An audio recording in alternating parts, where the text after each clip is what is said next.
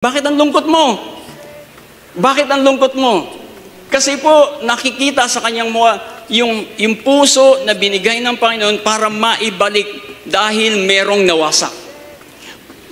Pag merong nawasak, ibig sabihin, yung nawasak na ito, medyo mahirap ibalik ang isang flower vase.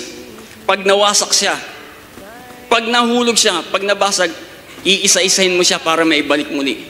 Mahirap na.